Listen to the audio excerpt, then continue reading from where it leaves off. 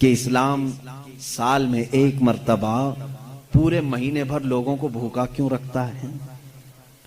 بھوکا کیوں رکھتا ہے جبکہ یہ انسان کی فطرت کے خلاف ہے؟ انسان کھانا پانی پسند کرتا ہے اور آپ اس کے کھانے پانی کو روک رہے ہیں۔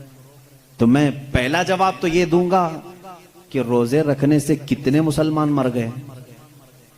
پہلی بات یہ ہے، اگر ہر سال ایک مہینہ رمضان میں اسلام اپنے ماننے والوں کو روزے رکھواتا ہے تو پھر یہ مسلمانوں کا صفایا ہوتے رہنا چاہیے۔ اگر یہ صحت کے خلاف ہوتا تو، اگر یہ ہمارے جسم کے خلاف ہوتا روزہ رکھنا، تو اسلام میں ہر سال رمضان کے ٹائم پہ لاکھوں کی موت ہو جانا چاہیے، بھوک سے مر گئے، بھوک سے مر گئے۔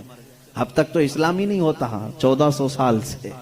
میرے عزیزو، اب میں آؤ ان کی نقلی دلیل بھی اگر بتا دوں، نقلی کا مطلب نقل کی ہوئی، ان کے جو ریسرچ اسکالر ہیں انہوں نے خود کہا ہے۔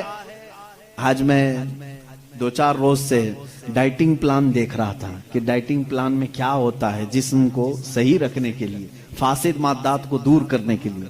تو ایک بڑے ڈاکٹر کی ویب سائٹ میں پڑھ رہا تھا، اس ڈاکٹر نے 2 چیزیں کی ہیں، 2 چیزیں اس نے رکھی ہیں کہ اگر اپنے جسم کو 80 سال تک زندہ رکھنا اور صحت مند رکھنا چاہتے ہو تو 2 چیزوں کو اپنا لو کہ ہفتے میں 1 دن صبح سے لے کر شام تک اپنے جسم میں کچھ بھی نہ ڈالو۔ یہ ڈائٹنگ پلان میں ہے، موجود ہے، کچھ نہ ڈالو، صرف پانی پر رہو۔ اور ایک ڈاکٹر نے یہ لکھا ہے کہ گرینری، جتنے بھی گرین چیزیں ہیں، سبزیاں ہیں یا پھل ہیں، صرف صبح اور شام میں ہفتے میں 1 مرتبہ ایسا استعمال کرو، تمہاری صحت برقرار رہے گی۔ ٹائمز آف انڈیا، ہندوستان کا بڑا چلنے والا اخبار ہے، اس کے پیج میں بھی موجود ایک ریسرچ شائع کی گئی تھی جس میں ایک ڈاکٹر کا یہ دعویٰ تھا، ہمارا ڈاکٹر نہیں، پھر اگر کوئی مسلمان ڈاکٹر اعلان کرتا تو پھر ایک طرفہ والی بات ہوتی۔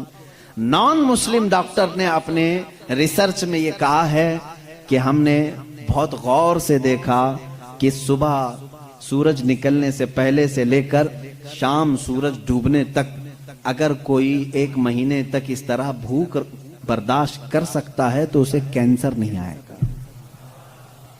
اس نے کہا ہے کہ کینسر کا اس چیز میں علاج دیکھا گیا ہے کہ جسم کے اندر کے فاسد مادے نکل جائیں گے۔ میں پھر چیلنج کرتا ہوں، اور لاؤ کوئی دوسری بات جس میں ایسا کوئی حکم ہو اسلام کا جو انسانوں کے لیے بھاری ہے۔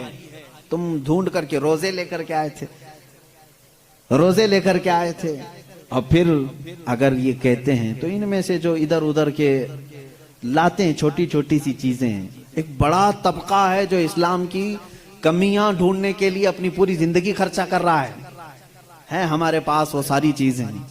قرآن کو خوردبین لگا کے، مائکروسکوپ لگا کر کے پڑھنے والے لوگ ہیں کہ کہیں تو کچھ نکل جائے، مل جائے۔ ارے میاں، یہ کام تو عرب والے بھی کر چکے اس وقت، ان کو نہیں ملا، تم جاہلوں کو کیا ملے؟